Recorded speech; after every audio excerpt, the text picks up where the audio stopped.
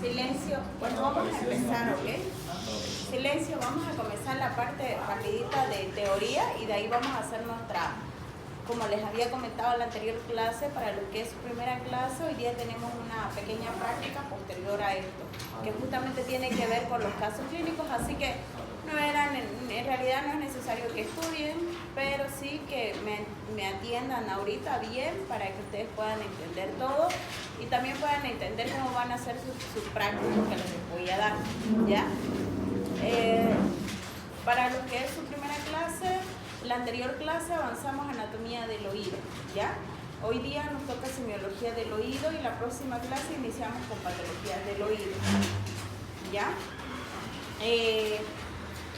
Ahorita vamos a avanzar semiología de oído y posterior a ello tenemos una pequeña práctica grupal que por si acaso tiene puntaje, ¿ya? Así que vamos atiéndame por favor para que puedan poderlo realizar. Nosotros en la parte semiológica de oído realizamos inspección, palpación, no realizamos percusión ni auscultación, solamente inspección y palpación, ¿ya? ¿Qué es lo que es la inspección? Inspección significa mirar, observar, ¿ya? Observar el oído, observar las partes del oído. Y aquí les hago un poquito de recuerdo anatómico que hicimos en la anterior clase, porque ya que esto va a ser necesario para poder describir cualquier patología, cualquier imagen que sea patológica. Por ejemplo, si yo tengo una lesión aquí, como ustedes pueden ver, equimótica, ¿no? Que tiene equimosis, que tiene prácticamente cambio de coloración, ¿cómo lo indicaríamos? A nivel del antihélix, rama superior e inferior, se visualiza una equimosis, ¿no? Con una coloración prácticamente azulada. Para eso necesitamos saber bien las partes del oído y aunque pareciera sencillo, no lo es.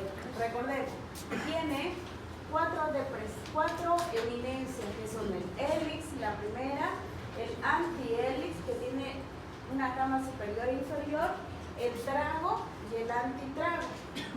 Y habíamos dicho que tenía tres fositas, que uno es la fosita triangular, la fosita escafoidea o el escarpa, que es lo mismo, y la concha, que tiene dos partes, ¿no? Una superior y otra inferior. Y el lobulilio, ¿no? Esas son las partes que nosotros tenemos que visualizar en un pabellón auricular externo. Habíamos dicho que el oído externo estaba formado por pabellón auricular externo y por el conducto aditivo externo. Entonces, en el pabellón tenemos que observar esas partes. Si ustedes ven que hay alguna parte que le falta, que está equimótica o que tiene alguna patología, la tienen que describir en su historia clínica. ¿Qué es lo que valoramos nosotros? El cambio de color, el tamaño, y el dolor, obviamente. Pero en la inspección nosotros vamos a valorar la coloración. Si hay cianosis, si hay pigmento o si hay algún eritema. Cuando es rojo se llama eritema. Cuando hay un absceso se llama una tumoración fluctuante de 4 centímetros, ustedes lo ven. Y la cianosis, como por ejemplo en esa imagen, la cianosis. También valoramos el tamaño del pabellón auricular, ¿no? Si es grande, si es pequeño o si está muy elevada o es un pabellón auricular bajo. Para eso utilizamos unos parámetros, prácticamente unos parámetros de algunas líneas imaginarias que van de la comisura de los ojos hasta la parte de la apófisis mastoidea del hueso temporal. A ese nivel, cuando el pabellón auricular está por debajo, decimos que es debajo, es una pabellón auricular de implantación baja, sería, ¿no? Y cuando está arriba, que no es muy común, de implantación alta. Lo normal es que el tercio superior del pabellón auricular sobresalga esa línea imaginaria. Eso es lo normal. Pero hay personas que tienen implantación baja o que tienen pabellones auriculares que son muy pequeños, como también hay personas que tienen un pabellón auricular demasiado grande, ¿ya? Y para eso hacemos también las cirugías. Debe observarse la región tanto anterior o preauricular como también la posterior o retroauricular, más que todo en la región retroauricular la porción mastoidea, porque esto generalmente lo vamos a ver también por delante, ¿ya? Tenemos que buscar si el paciente tiene alguna cicatriz, si ha tenido alguna tumoración, si tiene algún lunar, si tiene alguna equimosis, algún cambio de color, eritema, edema, si tiene lesiones excoriativas, que son nomenclaturas que ya nos han enseñado que a estas alturas ya tenemos que manejarlo bien, como médicos generales que vamos a hacer. Entonces, eso tenemos que describirlo en nuestra historia clínica para poder llegar a un diagnóstico óptimo, ¿ya? También es muy importante, que es muy común también en los pabellones auriculares, los piercing. Si el paciente tiene muchos piercing, también tiene que describirlo en la historia clínica, ¿ya? A nivel del hélix se visualiza piercing, pueden ponerlo, o ares, ¿no? Ares, ¿no? Entonces, 4 en todo, que eso no es normal. Lo normal es que tengamos piercing, que sí, que tengamos nuestro arito, sobre todo las mujeres, en el lobulillo, eso es lo normal, que lo tengamos ahí, pero no el cartílago, porque en la anterior clase les expliqué que el cartílago es avascular y se puede necrosar rápidamente, ya sea por un proceso infeccioso o por un golpe o caída. Ahora, en el oído, en el examen físico, también vamos a visualizar algunos signos que son muy importantes, por ejemplo, como son el signo de Jacquet, que es pregunta de examen, por si acaso esto. El signo de Jacquet es la coloración, color prácticamente rojo de la región mastoidea, la región retroauricular, y sobre todo es cuando prácticamente se borra este pliegue. Recordemos que aquí hay un pliegue, pero aquí por la edematización se borra ese pliegue, ¿no? Y prácticamente se edematiza y se pone eritematoso. Eso se llama signo de Jacquet. Ese signo de Jacquet es muy característico de las patologías que tienen que ver con la mastoiditis, que es la infección de la apófisis mastoide temporal, ¿ya? Ahora, también tenemos el signo de Frank. No sé si visualizan, y es muy común en los pacientes abuelitos, de la tercera edad, tienen ese signo que es característico del signo de Frank, que es un pliegue cutáneo a nivel o diagonal al lóbulo de la oreja. Generalmente se le asocia a una enfermedad arterial crónica, ¿ya? Y por último, muchas veces vamos a encontrar estas malformaciones, es muy común, que son los apéndices. Los apéndices son más que todo, están relacionados con enfermedades urogenitales, ¿ya? Entonces se ve ahí muchas veces como una tumoración, como una masita o como un granito, llámese así, pero que lo tenemos desde que nacemos, ¿ya? Esos son malformaciones congénitas, que muchas veces puede ir acompañada de algún problema urogenital también, ¿ya? Muy rara vez un paciente nace sin pabellón auricular, hasta ahorita no he visto ningún caso, y sí es normal que nazca más bien con pabellones auriculares bastante voluminosos, grandes. También podemos encontrar, es muy común en la consulta, encontrar lesiones cutáneas. Para eso ustedes tienen que manejar muy bien su nomenclatura: equimosis, eritema, edema, lesiones excoriativas, lesiones pruriginosas. A ver, vamos a comenzar por uno. Lesiones eritematosas, ¿qué características tienen? Que son rojos. Esto, por ejemplo, es una lesión eritematosa, ¿ya? Lesiones excoriativas pruriginosas. Estas son excoriativas pruriginosas. Tiene excoriaciones, pero también tiene pruriginoso, se llama esa solución purulenta que muchas veces sale, o cero sanguinolento. Eso se llama pruriginoso, ¿ya?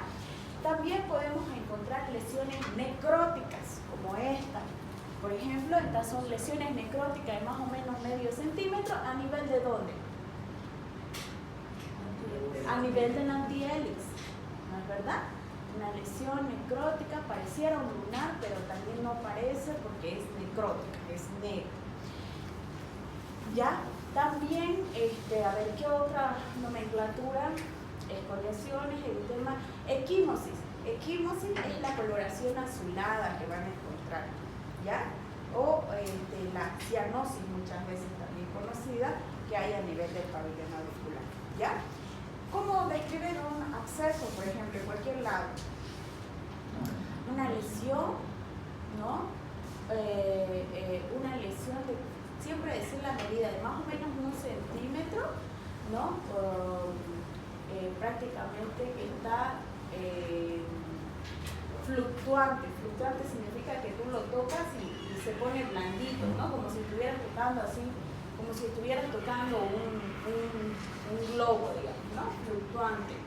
Eritematoso, normalmente esto siempre está eritematoso rojo y está caliente y es muy doloroso a la palpación, ¿ok?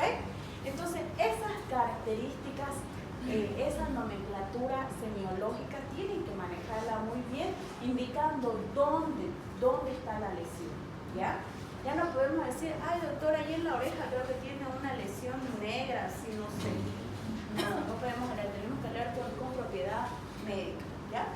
Entonces, muchas veces podemos encontrar alteraciones cutáneas, vesículas, pápulas, son muy características de las infecciones, de las otitis externa. Toda infección, otitis externa, ¿ya?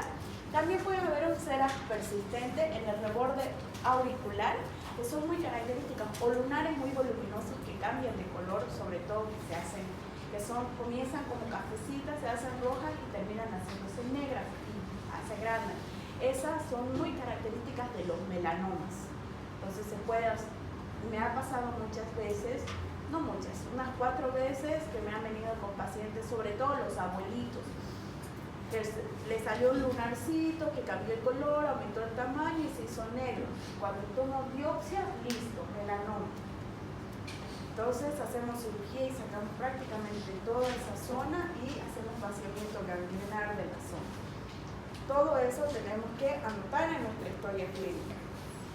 También pueden encontrar la característica imagen de la oreja en coliflor, que son malformaciones que quedan en el paciente por hematomas tanto pre como retroauriculares, que generalmente se deben a un golpe, ¿ya?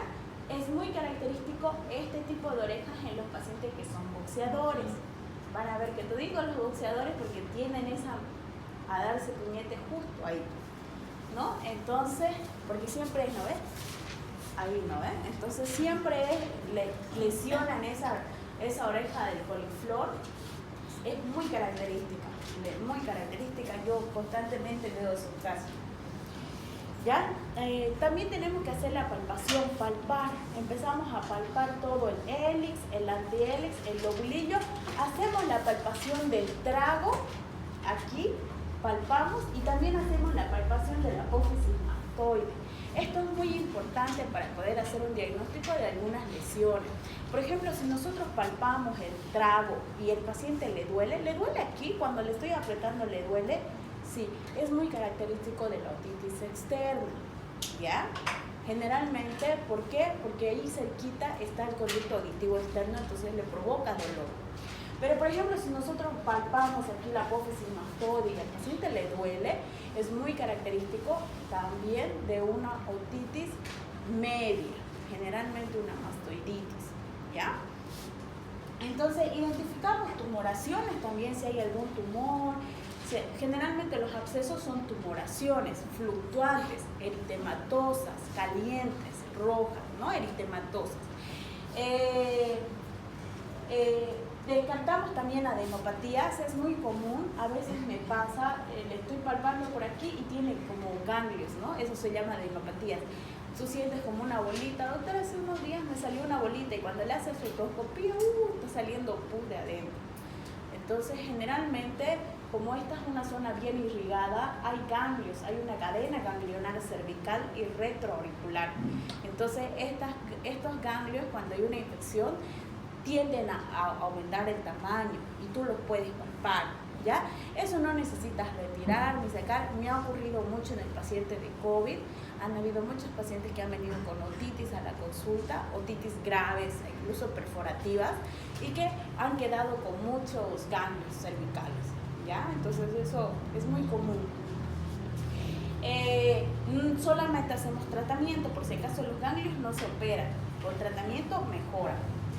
¿Ya? Evaluamos la presencia del dolor, el incremento, como vuelvo a decir, al presionar el trago, que es un signo del trago positivo, patognomónico de la otitis externa, lo acabo de decir. Y palpar la apófisis mastoide en la parte de atrás, que es sugerente de una mastoiditis, indicativo de una otitis media, lo acabo de decir. Ojo, pueden encontrarse también con estas imágenes, eso se llama tofos gotosos. Generalmente están en pacientes que tienen gotas, son como unas lesiones blancas, tal cual como la están viendo, tofos gotosos se llama. ¿Ya? Son como unas gotitas blancas que le sale y que se ve así como medio prácticamente seco, escoriativo, esa zona. ¿Ya? También pueden encontrar lo que les decía, los tofos gotosos de ácido úrico que a veces se eliminan como cristales. Aquí hay que hacer una diferenciación con la condrodermatitis, ¿no? Que la condrodermatitis generalmente todo el cartílago está inflamado y a veces produce pequeñas vesículas por la inflamación. Eso hay que hacer un diagnóstico diferencial. Pero es muy característico de estos tofos gotosos. ¿Ya? Aquí, una vez que hemos revisado bien la otitis, toda la parte del oído externo, vamos a terminar haciendo la otoscopía. Nuestra siguiente clase, aquí mismo vamos a estarle explicando, tienen que traer su otoscopio para que yo desde aquí ya les vaya mostrando cómo van a realizar su otoscopía, que es súper sencillo para que en casa comiencen a ver a toda su familia los oídos, ¿no? La otoscopía es un estudio mínimamente invasivo, ¿ya? No necesitas anestesia, no necesitas dormir, no necesitas nada. No es doloroso, no tendría por qué. Sí es un poquito molestoso porque a veces a algunos les causa cosquilla, les causa así como que, ¿no? Pero no es nada que no puedas controlar. Esta otoscopía se realiza con un instrumento que es conocido como el otoscopio. El otoscopio es un instrumento que aumenta el tamaño de la visualización de todo lo que es el oído externo y la membrana timpánica, acompañada de una luz halógena, ¿ya? Actualmente tenemos los otoscopios manuales y también tenemos otoscopios digitales que se pueden visualizar a través de una cámara que también se los voy a estar mostrando, ¿ya? Estos generalmente los otoscopios son manuales, los de acá son manuales, ¿ya? Estos otoscopios manuales, vuelvo a repetir, tienen que comprarse, ¿ya? No necesito que se compren el más caro, el más barato encuentran desde 40 bolivianos, ¿ya? Entonces se van a comprarse eso, busquen en Marketplace de Facebook, ahí hemos encontrado muchas veces a 40 pesos, entonces se compran un hito, eso lo van a utilizar toda su vida hasta que sean médicos, todo, ¿ya? Entonces, pues yo 3 años ya lo voy usando el mío y me lo he comprado con 45 bolivianos. Y el que tengo, que es el profesional, ese lo compro solamente cuando voy a hacer una cirugía, no para práctica, ¿ya? Porque siempre termino prestando mi otoscopio a todos ustedes, entonces, para eso. Entonces, ¿cómo vamos a hacer la otoscopía? Nosotros vamos a sentarlo al paciente, nunca parado, lo sentamos para que nosotros podamos alcanzar el tamaño del paciente, ¿no? Una vez que lo sentamos al paciente, la persona que está haciendo con su mano derecha rectifica un poquito. ¿Qué significa rectifica? Significa estirar un poquito, no mucho, no que le duele, pero rectificamos y traemos hacia adelante. ¿Para qué? Para que ese conducto auditivo que estaba como una media oblicua se recte y pueda entrar con tranquilidad el otoscopio. Una vez nosotros rectificamos, introducimos, les voy a explicar la siguiente clase, eso muy bien con el otoscopio cuando ustedes traigan también. Introducimos con cuidadito el otoscopio y comenzamos a visualizar primero el conducto auditivo externo.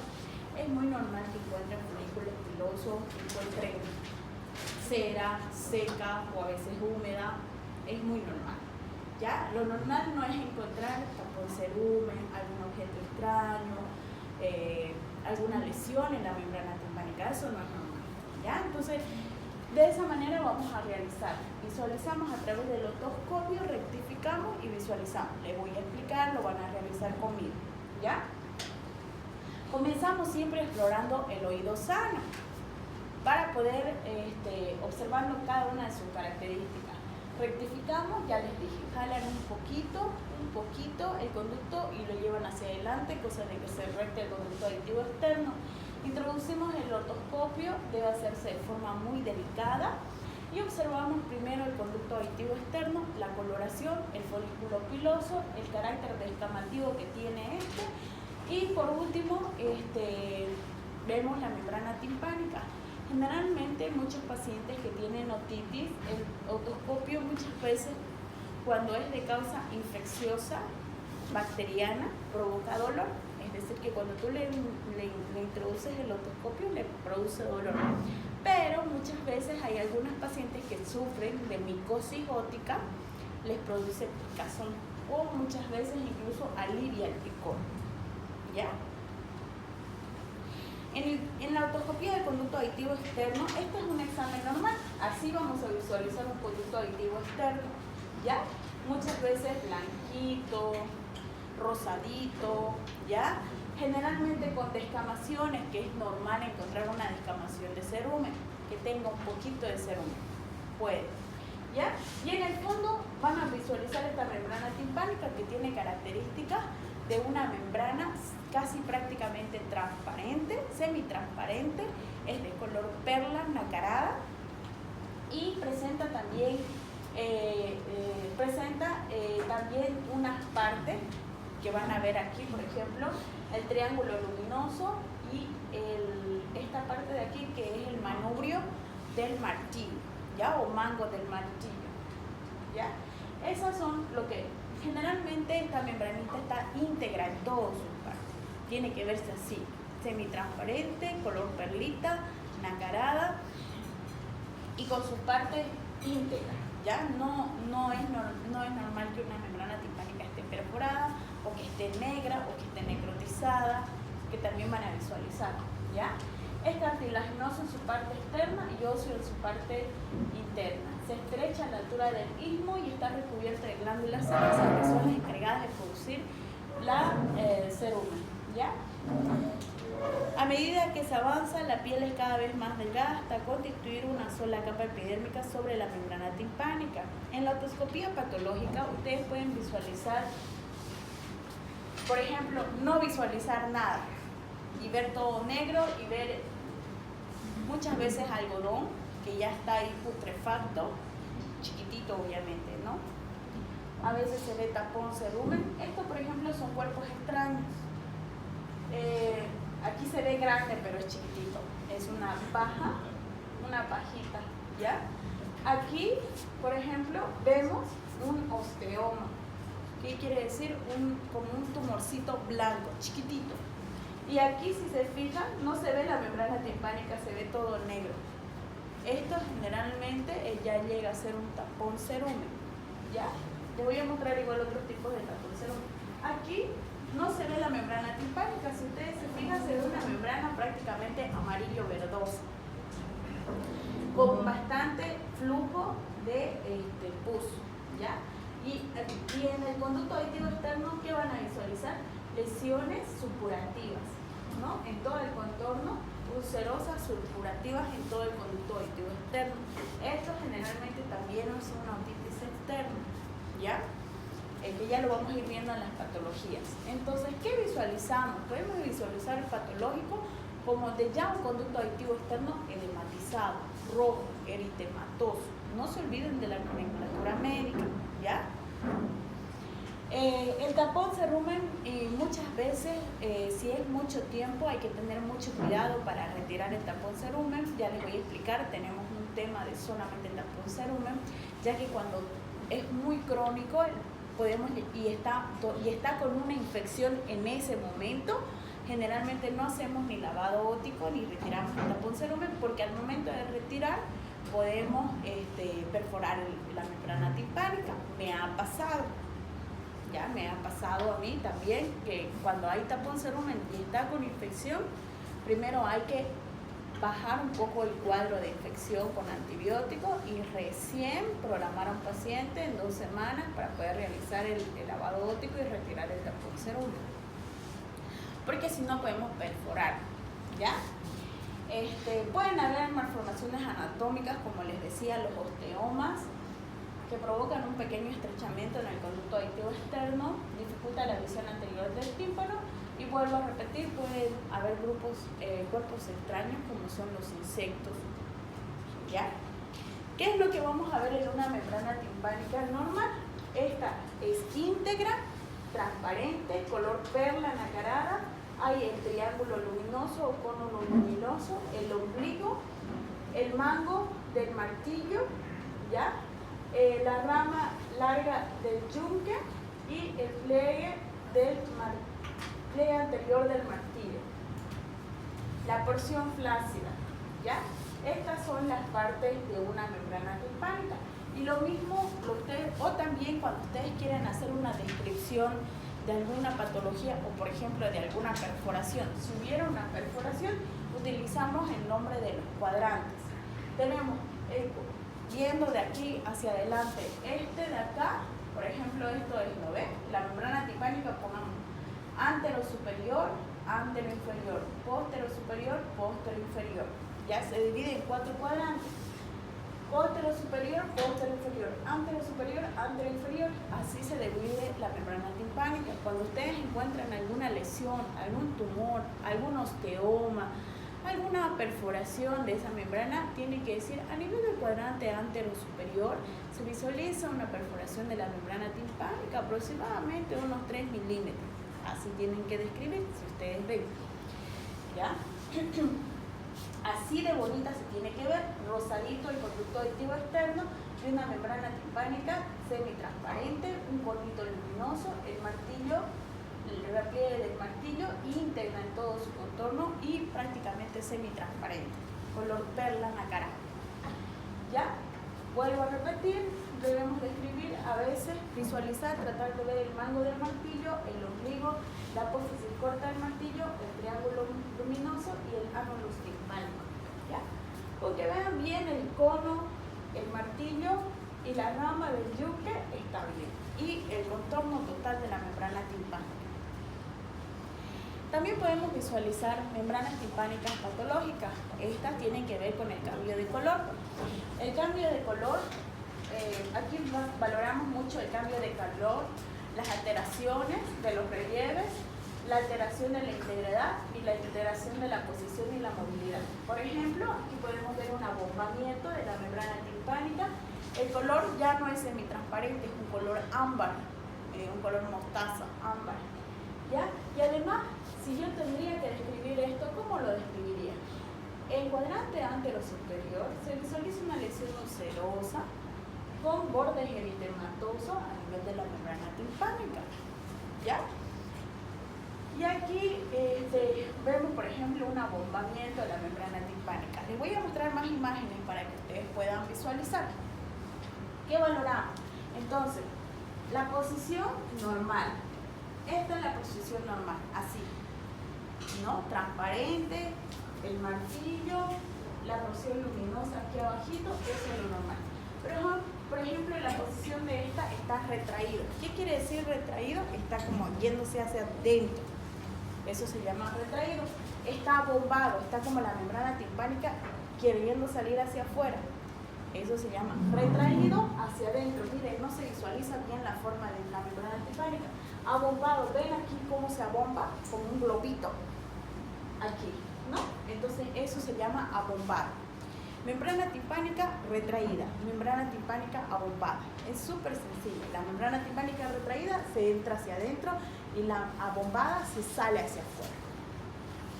El color generalmente es translúcido, pero también puede ser opaco. ¿Ya?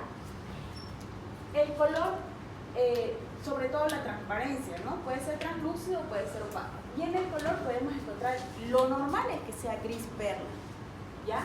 Lo patológico es que sea color ámbar, así, amarillo, como mostaza, como si tuviera azul. Generalmente esto ocurre cuando hay sangrados internos crónicos. Puede ser blanco, generalmente está en una otitis externa y en otitis micótica son blancos. Y rojo cuando hay alguna perforación, cuando hay algún golpe, algún sangrado interno. ¿Okay? Esos son los tipos de colores de membranas timpánicas patológicas que podemos encontrar. En el examen físico, nosotros generalmente realizamos algunas maniobras que son, por ejemplo, tenemos la maniobra para ver la permeabilidad de la trompa de Eustaquio, que es súper sencillo. Manifestamos la maniobra de Valsalva, que se consigue con la apertura de la trompa de Eustaquio. ¿Cómo hacemos? Metemos aire, cerramos la nariz y con el otoscopio visualizamos la membrana timpánica y le decimos al paciente que haga un esfuerzo. Esto va a sentir que las membranas timpánicas como que se abomban, ¿no? En muchas ocasiones esto se acompaña de un chasquido, se siente, ¿no? También tenemos la maniobra, es así, miren, el paciente está metiendo aire y la doctora está visualizando la membrana timpánica, eso se llama la maniobra de Valsalva. Y esta es la maniobra de Torin, que evalúa el correcto funcionamiento de la trompa de Eustaquio y la deglución. ¿Qué hacemos? Le pedimos al paciente que haga ese esfuerzo, pero a la misma vez que trague la salivita. Y ahí nosotros se le pide al paciente que haga maniobras de deglución con la nariz tapada y con los dedos y nosotros realizamos en ese momento la otoscopía. Haga Valsalva, trague su saliva, inmediatamente visualizamos. Esto se traduce generalmente en un movimiento de hundimiento de la membrana timpánica y el paciente debería tener una disminución de la audición. Ahora, también hacemos el examen físico o la semiología del oído, de la parte funcional. ¿Cuál es la función principal del oído? Son poseer dos ramas. Generalmente esto se da por el nervio auditivo.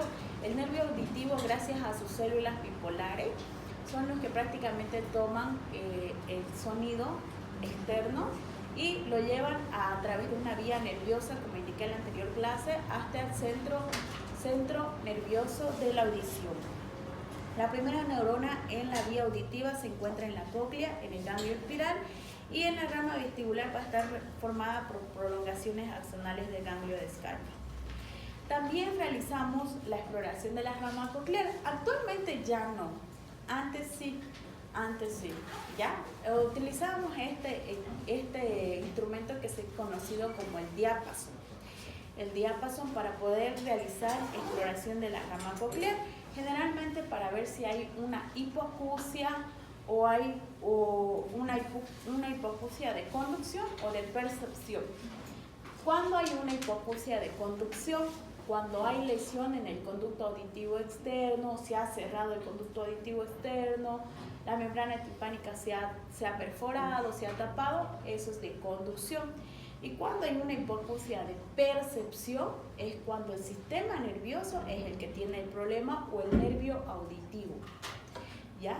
¿Qué quiere decir? Que a nivel, tiene un tumor a nivel del oído interno y por eso no está escuchando.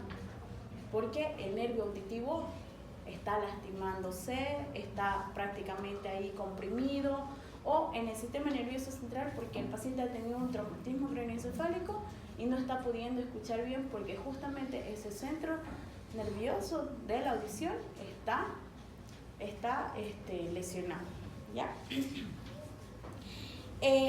Realizamos generalmente 3 pruebas que son la prueba de Weber, la de Rhine y la de Schwabach para poder visualizar la agudeza visual. La de Weber es muy característico a este personaje conocido como Weber. Se coloca el diápason a nivel de la cabeza, ¿ya? Y se pregunta al paciente si la vibración se desvía lateralmente hacia el lado derecho o hacia la parte izquierda. Generalmente en las hipoacusias de conducción, el Weber es lateralizado hacia el oído que está siendo afectado. Que él nos tiene que decir es este, ¿no? Pero si es de percepción, el Weber puede estar lateralizado hacia el lado sano. Esta prueba es más útil para detectar el déficit auditivo percepción, generalmente si va a ser unilateral, ¿ya? Tenemos la de Rhine. La prueba de RAIN, nosotros ponemos el diápaso detrás a nivel de la apófisis mastoide y luego hacemos vibrar. Al momento de vibrar lo colocamos rápidamente a nivel del conducto auditivo externo.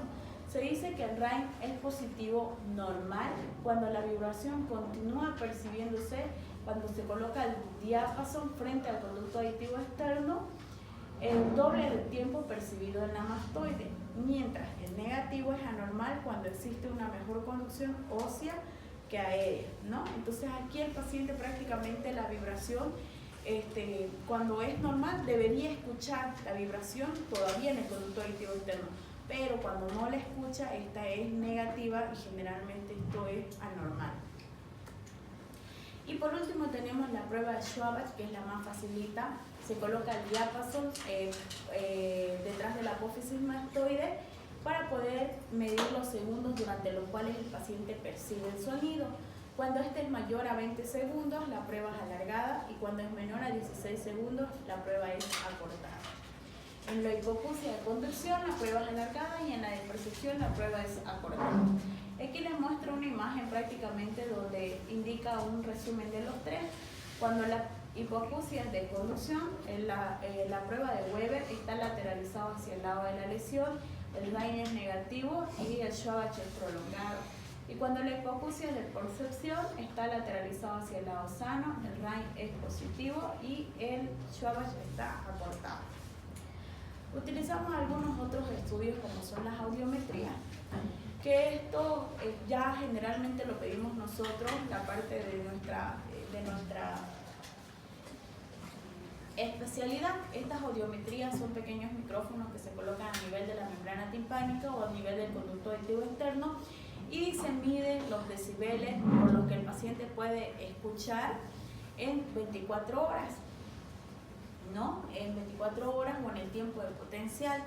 Y esto nos va a marcar prácticamente cómo está, ¿no? Y ahí nos van a decir si es que realmente es una hipoacusia de conducción o es una hipoacusia de percepción.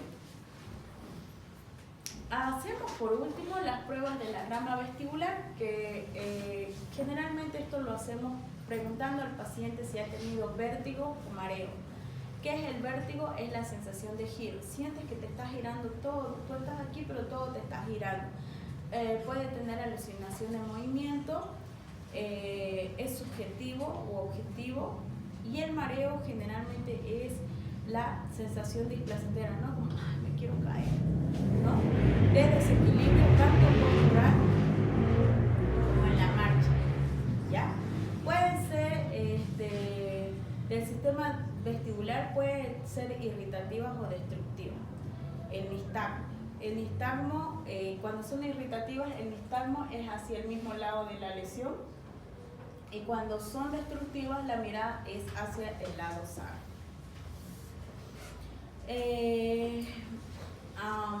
Y para finalizar la parte de la semiología, también realizamos las pruebas vestibulares, que son las pruebas de marcha, para ver, porque recordemos que el oído interno tiene que ver con los conductos semicirculares y la endolinfa.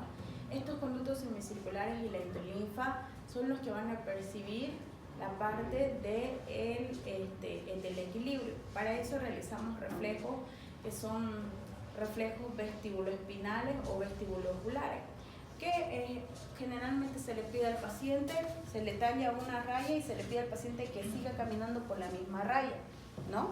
Ahí. ¿Qué pasa? Esto es normal, yo puedo caminar sobre una línea, pero cuando hay pacientes que no tienen esta discordancia, no tienen, más bien dicho, esta concordancia, ¿qué van a hacer? Hacen esto así, ¿no? Se están yéndose para el lado. ¿Por qué? Porque no pueden mantener esa coordinación de los movimientos. Son reflejos vestibuloespinales. Y ese es un reflejo vestibuloespinal, como también hay reflejo vestíbulo ocular, que pueden irse acompañados muchas veces de movimientos. No sé si alguna vez les ha pasado, a mí me pasa muy seguido. Cuando estoy mirando algo mucho tiempo, comienza a palpitarme la parte de los oídos, la parte de los ojos, ¿no? La parte de los ojos, y me desestabiliza. O también cuando estoy sentada mucho tiempo, que les ha debido pasar y se paran de golpe y les viene así como un mareo, como que se quieren caer, ¿no ve? Eso son reflejos vestibulo-oculares.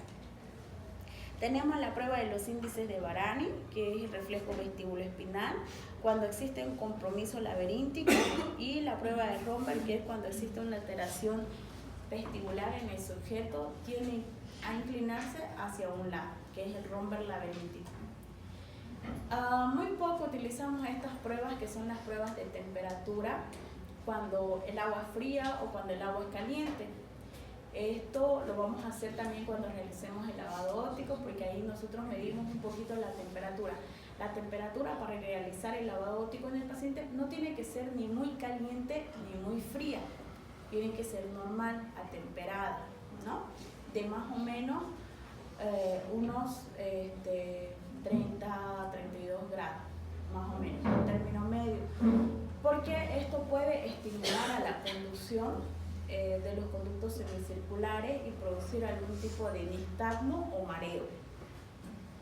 El agua caliente generalmente produce un nistagmo hacia el oído irrigado, y el agua fría un nistagmo que se aleja del oído irrigado. Esto lo hacemos calentando un poquito de suero y introducimos el suero frío o caliente. Yo ya no lo realizo. Solo cuando voy a realizar lavado óptico, trato siempre de medir la temperatura o de por lo menos percibirla en mi piel, para ver que no esté ni muy caliente ni muy fría, porque esto le puede provocar un poquito de mareo e irritación en el paciente al momento de realizar. Muy rara vez hago esta prueba, es la prueba del sillón giratorio. Se pone el paciente en una silla y se le da 10 vueltas, ¿no? Y luego se le pide que camine, ¿no? Lo normal es que un paciente presente una declinación o una falta de estabilidad motora hasta los 10 a 15 segundos. Cuando el paciente tiende y sigue cayéndose, eso ya es anormal. Por eso les digo, nunca casi lo utilizo.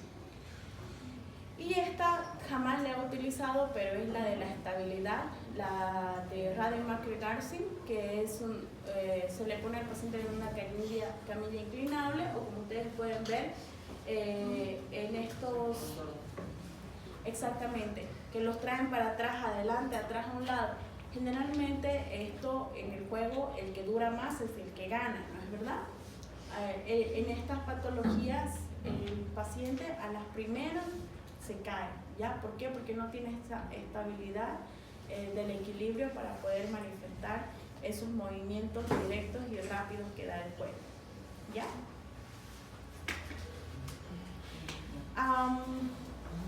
Vamos a ver para finalizar, algunas nomenclaturas que los van a utilizar ahorita al momento de realizar la práctica que les voy a decir. Estas nomenclaturas tenemos la otorrea.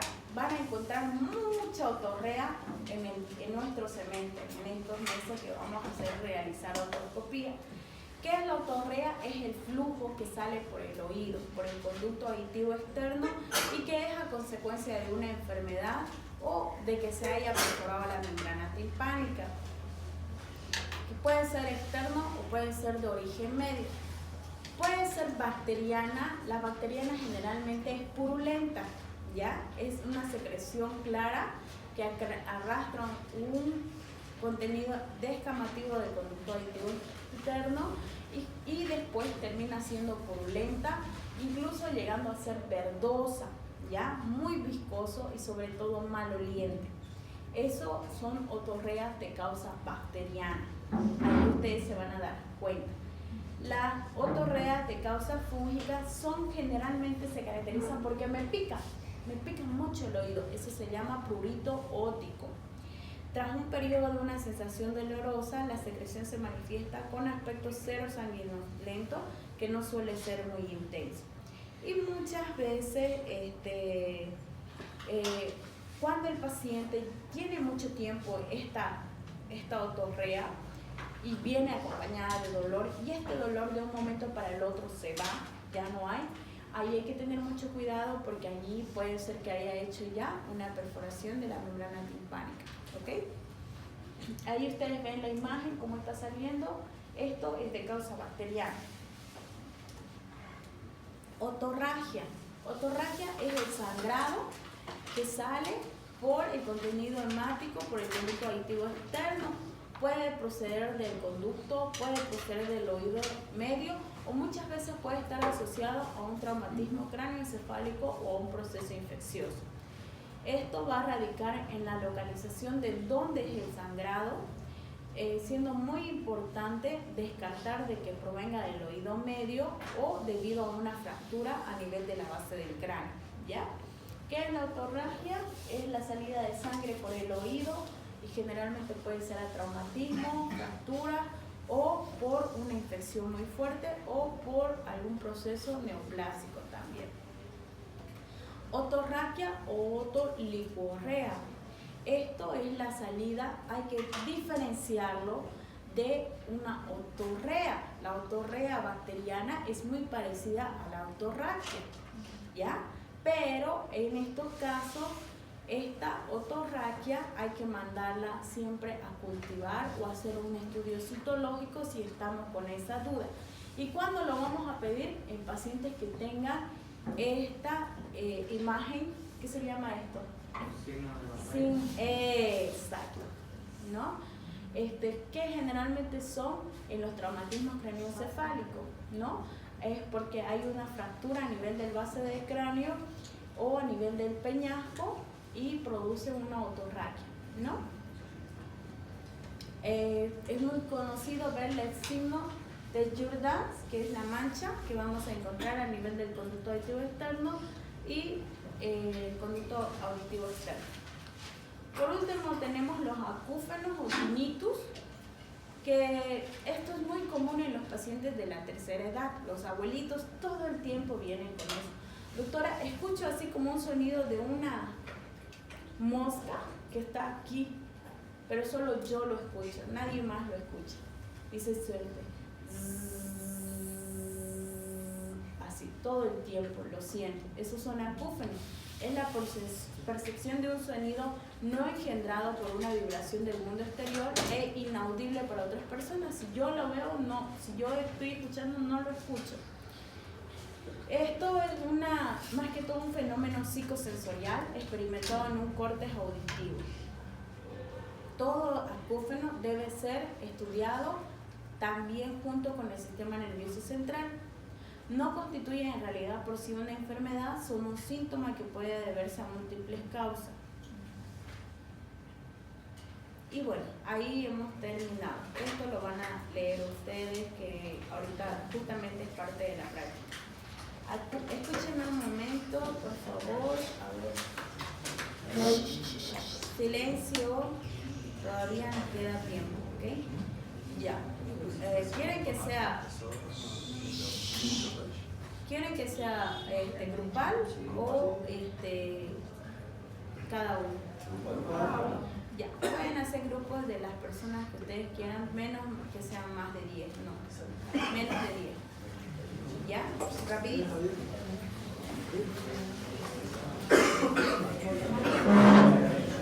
Sergio.